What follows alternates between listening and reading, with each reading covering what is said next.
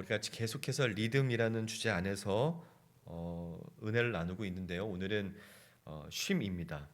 리듬에는 그 쉼까지를 포함하고 있습니다. 한마디 한마디 진행되는 음표들 가운데 쉼표가 한 자리를 차지하죠. 쉬지 않고 흐르는 멜로디는 듣는 이로 하여금 긴장하게 합니다. 그러나 중간중간 적절하게 쉼이 배치된다면 이 연주하는 사람도 듣는 사람도 편안하게 음악을 즐길 수 있습니다. 작곡가나 연주자의 의도대로 배치된 이 쉼의 리듬으로 인해서 작품에 담긴 메시지와 의미가 더욱 제대로 풍성하게 드러나게 되는 것이죠. 마찬가지로 우리 인생에도 쉼이 필요합니다. 그러나 쉴 새 없이 달려가야 하는 우리의 삶에 진정한 쉼이 있는가라고 생각해 보면 결코 대답하기 어려울 것입니다. 사람들은 진정한 쉼을 찾아서 많은 노력을 기울이죠. 1년에 한 번 있는 휴가를 틈타 차곡차곡 모아두었던 비상금을 털어 여행을 다녀옵니다. 숲으로 향하고 바다로 향하고 해외로 향하죠. 그리고 내 마음에 맞는 사람들과 모여 한바탕 수다를 떨기도 합니다. 웰빙을 넘어 웰리스를 추구하며 요가나 명상 또 피톤치드를 도구 삼아 쉼을 얻고자 일사불란하게 여기저기를 찾아 움직이죠. 아무런 생각 없이 잠을 자기도 하고 맛있는 음식을 먹기도 합니다. 스포츠 경기를 보기도 하고 영화를 보기도 하죠. 퇴근한 뒤에 소파에 앉아서 시원한 맥주 한 잔 들고 내가 좋아하는 프로그램을 보면서 피로를 풀기도 합니다. 세상 사람들은 그렇게 하죠. 저마다 다양한 방법을 가지고 있습니다. 그러나 그런 방법들을 통하여 인생의 진정한 쉼을 누릴 수 있는 것은 아니죠. 어떤 방법이든지 추구하는 목표는 같습니다. 쉬는 것입니다. 내 마음이 쉬고 육신이 쉬는 것이죠. 그러나 그 방법들에는 어두운 면이 존재하고 있습니다. 쉼을 위하여 행하는 일들임에도 불구하고 오히려 수고가 있습니다. 피로가 쌓인다라는 것이죠. 내가 쉬기 위해서 노력해야 됩니다. 소비해야 됩니다. 에너지를 써야 됩니다. 건강에 좋지 않은 방법도 너무나 많습니다. 이것은 참된 쉼이 아니죠. 그렇다면 우리는 대체 어디에서 쉼을 경험할 수 있을까요? 그렇습니다. 우리는 본래 피곤함, 수고함, 지침, 고통 이런 것들과는 거리가 먼 존재였다는 것을 우리는 잘 알고 있습니다. 하지만 범죄한 아담과 하와를 바로 죽이지 아니하신 하나님은 그 죽음을 뒤로 미루시죠. 죽음을 뒤로 미루시면서 그들에게 시간을 주십니다. 시간을 주시면서 하나님은 그들에게 살아갈 기회, 생명을 주신 후에 죄로부터 말미암는 형벌을 더하시죠. 그것이 무엇입니까? 수고와 고통입니다. 그래서 우리 인생은 늘 수고스럽고 고통스럽습니다. 그렇기 때문에 죽음을 뒤로 미루시고 우리에게 일정한 시간을 주시면서 수고와 고통을 더하신 하나님의 의도가 있다라는 것을 우리가 생각해 볼 수 있어야 합니다. 왜냐하면 하나님께서 아담과 하와에게 선악을 알게 한 나무 열매를 너희가 먹으면 어떻게 된다 그랬습니까? 정령 죽으리라 말씀하셨습니다. 근데 죽었습니까? 아담과 하와가 당장에 죽지 않고 하나님이 그 죽음을 뒤로 미루시죠. 그 가운데 수고와 고통을 더하시면서 인생을 살아가게 하십니다. 왜 그렇게 하셨을까요? 하나님께서 인류에게 인생이라는 이 어쩌면 기회일지 모르는 이 시간을 살아가게 하시고 그 가운데 고통을 감내하고 수고를 경험하게 하시면서 원하시는 것은 대체 무엇일까요? 먼저는 죄라는 것이 얼마나 우리를 수고스럽게 하고 고통스럽게 하는지를 깨닫길 원하셨습니다. 죄로 말미암은 인생을 경험하게 하셔서 우리로 하여금 죄를 경멸하게 하시고 자기 자신에 대한 무력감을 느끼도록 하시는 것이죠. 여러분, 이것이 정말 중요합니다. 죄를 경멸하고 인생의 무력감을 느끼게 되는 것, 이것이 이 다음 스텝으로 하나님께서 의도하신 두 번째 일을 위하여 반드시 필요하기 때문에 그렇습니다. 두 번째는 무엇이냐면 이 수고와 고통의 구렁텅이에서 건져지는 구원을 갈망하게 되는 것입니다. 어디를 돌아봐도 무엇을 해도 벗어날 수 없는 죄의 굴레 속에서 건져지기를, 아무리 발버둥 쳐도 해결할 수 없는 수고와 고통으로부터 해방되기를 간절히 바라는 것입니다. 누군가가 제발 나를 구원해 주기를 바라는 그 가슴 찢는 통곡과 갈망. 무엇인가 반드시 해결해야 되는데 방법을 알지 못해서 답답한 심정을 해결시켜줄 무엇을 찾도록 하시는 것이죠. 이 일들은 모든 인류에게 하나님이 의도하신 일입니다. 예수 믿는 자나 불신자나 할 것 없이 하나님은 모든 인간이 하나님께서 주신 그 시간 속에서 수고와 고통을 경험하면서 죄를 경멸하게 되고 무력감을 느끼고 구원을 갈망하도록 하신 것입니다. 그렇다면 누가 인생을 이런 수고와 고통에서 건지실 수 있는가 할 때 그것을 오직 성경에서만 말씀하고 있는 것이죠. 어떤 경전도 누군가가 이 고통에서 전적으로 구원해 줄 수 있다라고 확신 있게 이야기하지 못합니다. 어떤 인간의 수행이라든지 어떤 그 과정과 감내와 이런 것들을 통해서 공덕을 쌓거나 이런 방법들을 통해서만 어떤 더 나은 삶을 추구할 수 있다라고 가르치지, 확신 있게 초월자 되시는 하나님께서 우리를 건지실 수 있다라고 말씀하시는 것은 성경밖에는 없는 것이죠. 이것을 모르는 사람들은 저마다의 방법을 따라서 이리저리 방황합니다. 종교에서 그 해답을 찾으려고 발버둥 치기도 하고 철학을 공부하기도 하고 세상의 쾌락을 쫓기도 합니다. 가족에게서 평안을 찾고자 하는 사람도 있습니다. 그러나 성경에는 분명하게 기록이 되어 있다는 것이죠. 우리에게 이 수고와 고통을 그리고 죽음에서 건져주실 수 있는 분, 우리에게 쉼을 주시는 분이 등장하세요. 이분이 바로 여호와 하나님이십니다. 여호와 하나님은 인생들에게 참된 쉼을 주실 수 있는 유일한 분이세요. 왜냐하면 죄인된 우리에게 죽음을 주시고 수고를 주시고 고통을 허락하신 분이 바로 하나님이시기 때문에 그렇습니다. 그렇기에 주신 분이 거두실 수 있는 것은 당연한 이치입니다. 모든 것이 하나님으로부터 났고 모든 것은 하나님에게서 거두어집니다. 여호와 하나님께서는 우리에게 진정한 쉼을 주시기 위해서 이스라엘 백성들을 택하시고 그들을 통하여 일하셨습니다. 요셉이 애굽의 총리가 된 이후로 야곱의 자손들은 그곳에서 셀 수 없이 번성했죠. 그래서 애굽은 이 이스라엘 민족을 통솔하기 위하여 그들을 노예로 삼아 심한 고역을 지웠습니다. 이스라엘 민족은 아주 강도 높은 수고와 고통 속에서 400년간을 지내야 했습니다. 이후로도 이 수고와 고통이 계속 더해지자 그때 이스라엘 민족이 누군가를 향해서 부르짖는 장면이 나옵니다. 출애굽기 2장 23절입니다. 우리 한번 출애굽기 2장 23절인데요. 찾기에 좀 시간이 걸리시니까 제가 한번 읽어드리겠습니다. 여러 해 후에 애굽 왕은 죽었고 이스라엘 자손은 고된 노동으로 말미암아 탄식하며 부르짖으니 그 고된 노동으로 말미암아 부르짖는 소리가 하나님께 상달된지라. 아멘. 이 이스라엘 백성들이 부르짖는 소리가 하나님께 상달된 것이에요. 이것이 하나님께서 인생들에게 가장 바라는 모습입니다. 이스라엘이 누구에게 부르짖었겠습니까? 조상들로부터 전해 들어온 여호와 하나님 아니겠습니까? 그리고 그 고통 소리를 누가 들으십니까? 하나님이 들으십니다. 하나님은 자신들을 도와달라, 건져달라라는 이 소리를 들으셨고 일하십니다. 25절인데요. 제가 읽어드리겠습니다. 하나님이 이스라엘 자손을 돌보셨고 하나님이 그들을 기억하셨더라.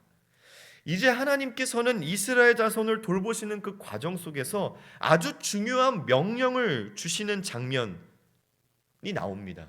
이것이 오늘 본문이에요. 하나님께서 이스라엘 민족에게 주신 아주 중요한 10가지의 말씀들입니다. 그 시작에 하나님은 이렇게 말씀하십니다. 나는 너를 애굽 땅 종되었던 집에서 인도하여 낸 내 하나님 여호와이니라. 이 말씀을 딱 들은 이스라엘 민족은 어떤 것들을 기억 속에서 꺼내게 됩니다. 400년간 애굽에서 당했던 그 수고와 고통, 그 가운데에서 그들의 부르짖음을 들으신 하나님의 역사입니다. 10가지의 재앙, 그리고 마지막 죽음으로부터 그들을 건지신 하나님, 홍해를 가르시고 바다를 건너게 하신 그 일, 광야에서 물을 주신 일, 불기둥과 구름기둥으로 밤낮으로 그들을 보호하시고 인도하신 그 하나님, 만나와 메추라기를 내리신 일, 이런 것들이 떠오르면서 우리에게 이런 것들을 주신 분이 하나님이심을 연결하면서 그분을 온전히 경외하며 바라보게 되는 것입니다. 하나님이 그 기억들을 끄집어내시면서 지금부터 하나님이 하실 말들에 힘을 싣고 계시는 것이죠. 주목을 시키고 계시는 것입니다. 그분은 고통의 아우성을 들으시고 응답하신 하나님이십니다. 우리의 수고와 고통을 더 거두어 주신 하나님, 그 하나님께서 10가지의 말씀들을 주시는데 그 가운데 오늘 읽은 본문이 오늘 우리가 주목하고 싶은 부분입니다. 단순하게 말씀드리면 너희는 내가 명령한 안식일에 반드시 쉬라 라고 말씀하십니다. 일주일에 6일은 열심히 수고하고 7일째는 쉬라고 말씀하시는 것입니다. 왜 쉬라고 말씀하십니까? 오늘 본문 11절입니다. 11절 우리 같이 한번 읽어보겠습니다. 시작. 이는 엿새 동안에 나 여호와가 하늘과 땅과 바다와 그 가운데 모든 것을 만들고 일곱째 날에 쉬었습니다. 그러므로 나 여호와가 안식일을 복되게 하여 그 날을 거룩하게 하였느니라. 아멘. 여러분, 이것은 굉장히 놀라운 말씀입니다. 단순히 하나님께서 창조 때에 창조의 일을 내가 6일 동안 한 다음에 7일째 되는 날 쉬었다, 그러니까 너 쉬어라, 이렇게 단순히 말씀하신 것이 아닙니다. 에덴에서 쫓겨난 인간은 죽을 때까지 수고하고 고통 가운데 살아가야 됩니다.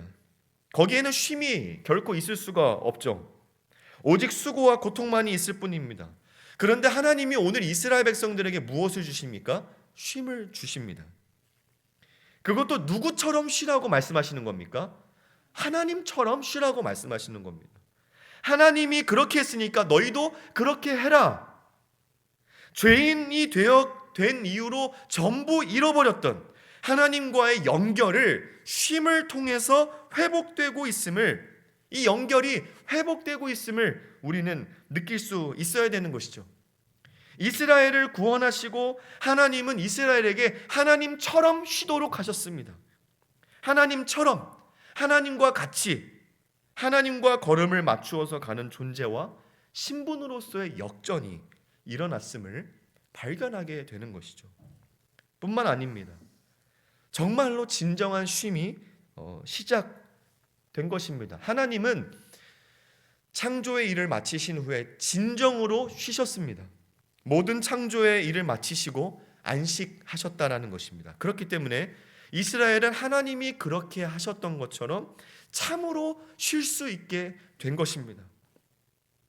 하나님이 쉬라고 명령하실 때 이스라엘 백성들에게 하도록 하신 방식이 무엇입니까?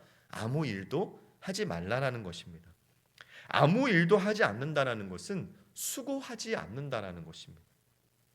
광야길에 가나안 땅을 향하여서 부지런히 움직이고 일하고 수고해야 하는 그들에게 몸도 마음도 쉴 수 있는 참된 안식이 주어진 것이죠. 사랑하는 여러분, 우리가 고통과 수고로 몸부리치고 아우성칠 수밖에 없는 우리가 오늘 어디에서 소망을 발견하게 됩니까? 하나님에게서 발견하게 되는 것입니다. 하나님이 이스라엘에게 쉼을 주셨습니다. 그러나 우리의 인간은 죄된 관성이 굉장히 억셉니다. 그래서 이 명령을 받았을 때에도 이스라엘은 어쩌면 참된 안식을 누리지 못했을지 모릅니다. 이스라엘은 하나님께서 약속하신 젖과 꿀이 흐르는 가나안 땅을 향해서 끝없이 광야의 길을 걸어야만 했습니다. 하나님께서 낮에는 구름 기둥으로 밤에는 불 기둥으로 그들을 보호해 주셨지만 광야라고 하는 곳은 그야말로 타는 듯한 더위, 찌는 듯한 더위, 밤에는 얼어붙을 듯한 추위가 그들을 고통스럽게 하는 그런 곳이었습니다. 더위와 추위와 싸우면서 배고픔과 갈증과 싸우면서 한 걸음 한 걸음 나아가야 하는 고난의 길이 바로 광야길입니다. 이스라엘 백성들은 한시라도 빨리 이 광야길을 벗어나고 싶지 않았겠습니까? 한시라도 빨리 주님이 약속하신 그 젖과 꿀이 흐르는 땅으로 들어가고 싶었을 것입니다. 그런 그들에게 있어서 안식일, 하루 24시간을 꼼짝도 하지 못하는 이 날이 어쩌면 장애물로, 불필요한 것으로, 뒤처지는 것으로, 지체되는 것으로 생각되었을지 모른다는 것이죠. 그러나 하나님이 왜 이 안식을 주셨습니까? 왜 안식일을 기억하라고 하십니까? 하나님께서 복되게 하신 그날, 하나님께서 거룩하게 구별하신 그 날을 기억하라고 하신 것은 그날에 참으로 쉬게 하려는 목적이 있는 것과 동시에 이스라엘이 받은 그 구원과 구원하신 하나님을 기억하게 하려는 목적이 있는 것입니다. 하나님은 안식일을 복되게 하신 것처럼 이스라엘을 복되게 하셨습니다. 그리고 그날을 거룩하게 구별하신 것처럼 이스라엘을 거룩하게 구별하셨습니다. 이 은혜와 축복을 안식일에 모든 일을 쉬면서 기억하라라고 하시는 것이죠. 사랑하는 여러분, 우리는 한시라도 빨리 이 수고와 고통으로부터 벗어나고 싶습니다. 우리가 당면한 일상에서의 일들을 빨리 해치우고 싶죠. 그렇기 때문에 조급합니다. 바쁩니다. 우리를 더욱 수고와 고통으로 몰아세우죠. 그래서 우리는 쉬는 것도 일처럼 쉽니다. 그런 우리에게 하나님께서 우리 주님 예수 그리스도를 통해서 주의를 주셨습니다. 주의를 통하여 쉼을 누리게 하십니다. 일을 멈추게 하십니다. 주일의 모든 일을 멈추고 모이기를 힘쓰고 예배하고 주 안에서 쉬라고 말씀하십니다. 우리에게 어떨 때는 비합리적인 것으로 더딘 것으로 지체되는 것으로 이 주일이 느껴질지 모르겠습니다.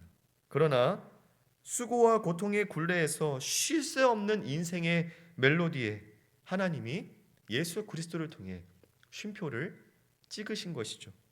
우리는 이날에 우리가 얼마나 복된 존재들인지,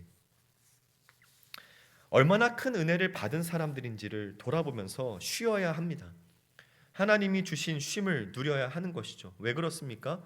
그것이 하나님을 닮은 모습이고 하나님이 주신 삶의 패턴이기 때문입니다. 하나님께서는 이스라엘이 행군을 멈추고 막사에서 그들을 지키시는 불기둥과 구름기둥을 보면서 하나님이 주시는 쉼을 누리기를 바라셨습니다. 그들을 구원하신 분, 그들을 안전하게 하시는 분, 그들을 고치시는 분, 인도하시는 분, 모든 필요를 채우시는 분이 오직 여호와 한 분 하나님뿐임을 기억하기를 바라신 것이죠.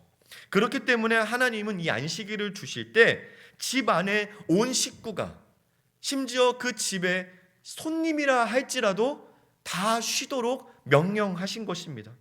쉬면서 가만히 누워 있어라, 멍 때려라 하신 것이 아니죠. 하나님께서 베푸신 구원, 하나님이 어떤 분이신지, 앞으로 우리를 어디로 인도하실지, 우리는 앞으로 그 주님의 말씀을 따라 어떻게 살아야 되는지 함께 나누고 대화하고 하나님을 찬양하고 예배하도록 하신 것입니다. 하나님은 이스라엘을 넘어 이방인과 모든 인류에게 더 놀라운 역사를 행하셨습니다. 이스라엘뿐만 아니라 이곳 저곳 세계 곳곳 땅 끝까지 부르짖는 고통의 소리를 들으시고 하나님의 때에 모세의 원형이신 예수 그리스도를 보내셨습니다. 그리고 우리를 수고와 고통에서 건져주셨죠. 우리가 당해야 될 모든 죄의 형벌을 예수께서 십자가에 대신 당하셨습니다.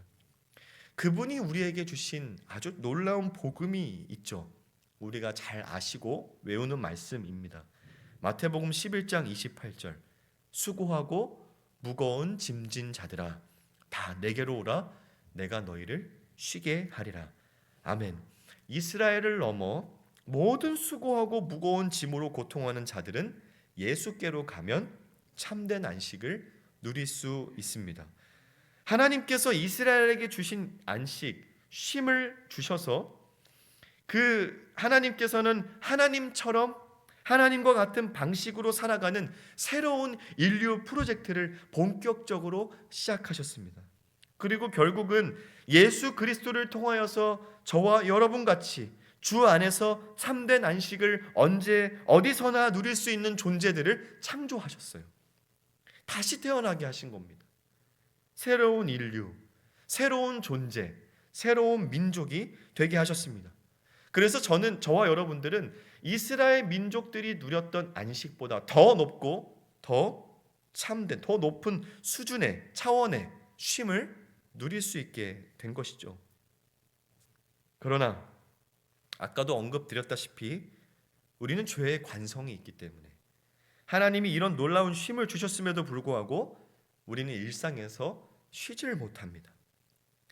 심지어 주일에도 쉼을 누리지 못하죠. 하나님이 우리에게 주신 쉼이 아니라 다른 것들을 통해서 쉼을 누리려고 할 때가 많습니다. 우리의 마음, 우리의 정신, 우리의 육신, 그 어느 것 하나 없이 피곤합니다. 그러나 기억하십시오. 하나님께서 우리를 거룩하게 구별하셔서 수고와 고통으로부터 건져 주셨습니다. 하나님만이 우리 인생을 복되게 하시는 거예요. 그렇기 때문에 우리는 다른 데 기웃거리면 안 됩니다. 그렇게 되면 또 다른 고통과 수고만이 있을 뿐입니다. 그러면 예수께로부터 주어지는 쉼은 어떤 방식을 통해서 주어지는 것일까요? 그것은 예수님께 배우는 방식으로 주어집니다. 예수님께서 마태복음 11장 28절에 다 내게로 오라 내가 너희를 쉬게 하리라 라고 말씀하신 다음에 29절 30절에 이르기까지 뭐라고 말씀하시냐면 내게 배우라 그리하면 너희 마음이 쉰다 라고 말씀하신 거예요. 우리 구원에 관한 배움은 물론이거니와 우리의 인생을 살아가는 삶의 원리를 배우는 것입니다. 이 땅에서 여전히 수고하고 고통해야 되는 우리들이 저 영원한 천국에 이르기까지 쉼을 얻기 위해서는 예수님이 가르쳐 주신 방식을 따라야 한다는 것이죠. 예수님께서 수고하고 무거운 짐진 자들아 다 내게로 오라 내가 너희를 쉬게 하리라 말씀하신 이 다음 장, 이 다음의 본문을 보면 이런 장면이 나옵니다. 안식일에 제자들이 이삭을 잘라 먹은 사건입니다. 안식일에 예수님께서 밀밭 사이를 지나게 되실 때 제자들이 배가 고프니까 이삭을 잘라 먹은 것입니다. 그것을 본 바리새인들이 제자들의 행동을 지적하죠. 불평합니다. 화를 냅니다. 불편함을 경험한 것이에요. 그러자 예수님께서 제자들을 가리켜서 무죄하다. 이들이 무죄하다. 그리고 하시는 말씀이 내가 안식일의 주인이다 라고 말씀하십니다. 여기에 이제 두 그룹을 좀 비교해 보고 싶은 것입니다. 제자 그룹, 바리새인 그룹입니다. 이 두 그룹 중 참된 쉼을 경험하고 있는 그룹은 어디입니까? 제자 그룹입니다. 이들이 예수님과 함께 걸을 때에 아무런 거리낌이 없이 심지어 바리새인들이 그 장소에 함께 있었음에도 불구하고 이삭을 잘라 먹을 수 있었던 이유는 무엇입니까? 이들이 율법을 몰랐습니까? 그렇지 않습니다. 안식일의 주인이 함께 있었기 때문이라는 거예요. 남들이 뭘 하는지, 저 행동이 내게 어떤 영향을 주는지 분석하고 비교하고 그 일 때문에 점점 더 감정이 상하고 분노하고 불편함을 느낀다면 우리는 결코 쉴 수 없을 것입니다. 그러나 제자들을 보십시오. 남의 눈치 보지 않습니다. 심지어 바리새인들의 눈치까지 보지 않아요. 그들의 자존감이 얼마나 높습니까? 그들의 자존감은 예수께서 함께 계심으로써 그들이 예수님께로부터 배운 것들로서 형성이 된 것입니다. 요즘 뇌과학 분야에서 가장 핫하게 연구되고 있는 주제가 바로 용서라고 합니다. 용서의 치유가 이 효과가 거의 만병통치약 수준이라고 해요. 자신을 용서하고 타인을 용서하는 그 과정을 통해 몸과 마음과 정신이 치유를 경험하는 것이죠. 그래서 자신의 내면을 건강하게 만들기 위해서 필요한 6가지 요소로 용서, 연민, 수용, 감사, 존중을 제시합니다. 나의 자존감이 세워지면 그만큼 타인을 사랑할 수 있고 존중할 수 있다라는 것이죠. 그 타인의 시선에 나의 어떤 그 감정이라든지 기분이라든지 이런 것들이 좌지우지 되지 않는다라는 것입니다. 여러분, 이것을 우리 예수님이 이미 가르쳐 주지 않았습니까? 하나님을 사랑하고 이웃을 사랑하라고 하실 때 이웃을 누구같이 사랑하라고 하십니까? 내 몸같이 사랑하라고 하신 겁니다. 나의 자존감을 더 바르게 세워나가고 나를 사랑하고, 그렇게 되면 자연스럽게 우리는 이웃을 향한 긍휼과 연민과 사랑과 용서와 넉넉함, 이런 것들로 대할 수 있게 되는 것이죠. 친절함. 우리가 예수님께 배운 것이 바로 이것입니다. 세상에서는 이것을 수많은 연구의 결과로 도출하고 데이터를 얻었지만은 우리는 이미 예수님이 가르쳐 주신 말씀으로 이 모든 것을 배웠습니다. 마음을 쉬는 방법, 참된 안식을 누릴 수 있는 방법.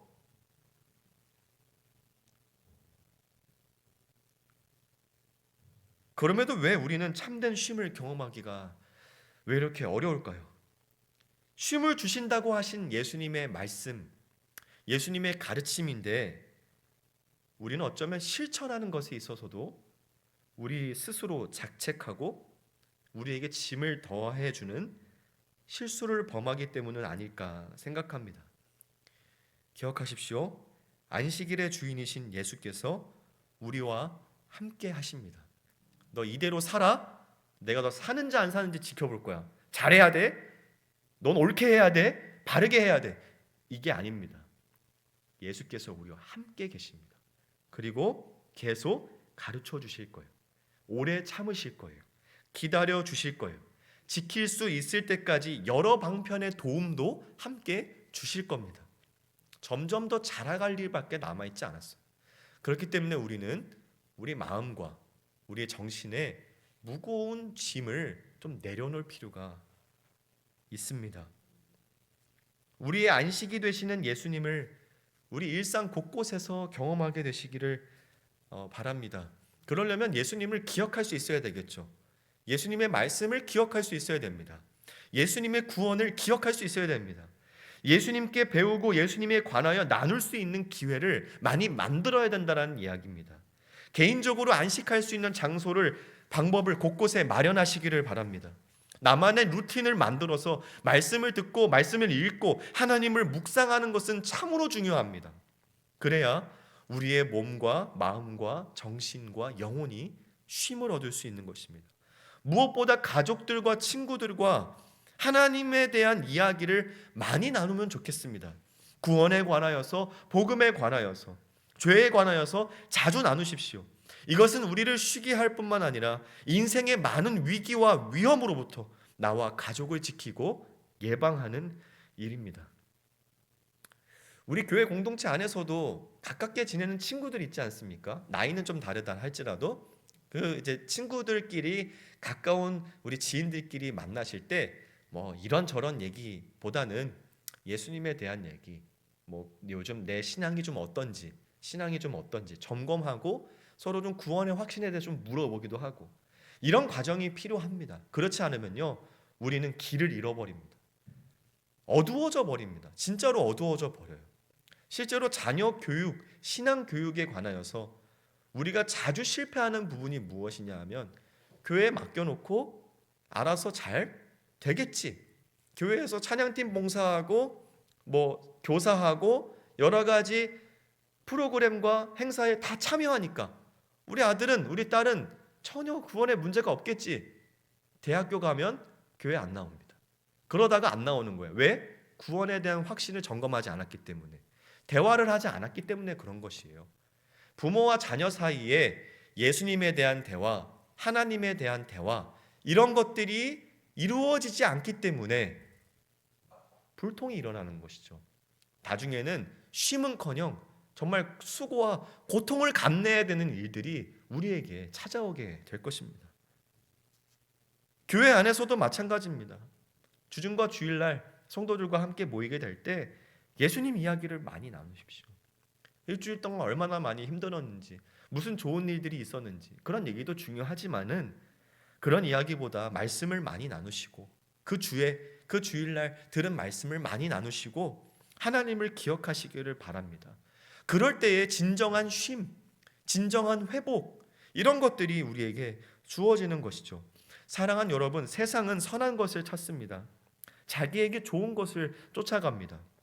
사람들이 우리에게 물어본다면 우리는 어떻게 대답하시겠습니까? 사람들도 선한 것을 좋아해요. 자기에게 좋은 영향을 줄 수 있는 것들을 찾아 헤맵니다. 그런데 방법을 모르고 해답을 찾지 못하니까 만일에 우리 그리스도인들에게 물어보게 된다면 여러분들은 어떻게 대답하시겠습니까? 어디서 참된 만족, 어디서 진짜 좋은 거, 어디서 진정한 쉼을 찾을 수 있냐고 물어본다면 우리는 무엇으로 대답할 수 있어야 될까요? 시편 4편은 이렇게 말합니다. 6절과 7절입니다. 제가 읽어드리겠습니다. 여러 사람의 말이 우리에게 선을 보일 자 누구뇨 하오니 여호와여 주의 얼굴을 들어 우리에게 비추소서. 주께서 내 마음에 두신 기쁨은 그들의 곡식과 새 포도주가 풍성할 때보다 더하니이다. 아멘. 보세요. 여러 사람의 말이 우리에게 좋은 것 좀 보여달라. 우리가 풍성한 곡식도 있고 포도주도 넘치는데 우리의 마음에 좋은 것, 선한 것 이런 것들을 찾을 수가 없다. 여호와의 얼굴을 비추시는 것이 우리에게 가장 좋은 것이다라고 대답하는 이 시편 기자의 고백을 통해서 세상 사람들이 찾는 이 만족, 새 포도주, 곡식이 풍성한 것, 만족을 누릴 수 있는 여러 가지 형편들, 그것보다 더 좋은 것은 우리 하나님이라고 이야기할 수 있는 우리가 되어야 되지 않겠습니까? 주님의 얼굴, 하나님의 임재, 하나님의 말씀, 하나님의 품, 이것이 우리의 마음의 기쁨이요 안식의 근거가 되는 것입니다. 죄인 되었을 때의 하나님의 얼굴은 두려움입니다. 진멸입니다. 죽음이었습니다. 그러나 하나님이 택하시고 부르셔서 예수 그리스도 안에서 의인이 되게 하신 저와 여러분들에게 하나님의 얼굴, 하나님의 임재, 하나님의 말씀과 주님의 품은 구원이요, 안식처요, 즐거움입니다. 우리 8절의 말씀, 시편 4편 8절의 말씀을 읽고 좀 마무리하고자 하는데요. 한번 같이 좀 찾아볼까요? 8절은 시편 4편 8절의 말씀입니다.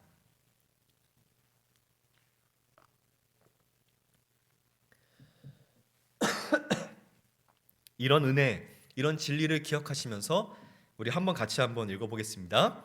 내가 평안히 눕고 자기도 하리니 나를 안전히 살게 하시는 이는 오직 여호와이시니이다. 아멘. 우리에게 평안을 주시고 안전을 주시는 여호와, 우리 주님을 기억하셔서 쉴 새 없이 흐르는 인생 곳곳에 쉼이 자리 잡는 저와 여러분의 삶이 되기를 주님의 이름으로 축복합니다.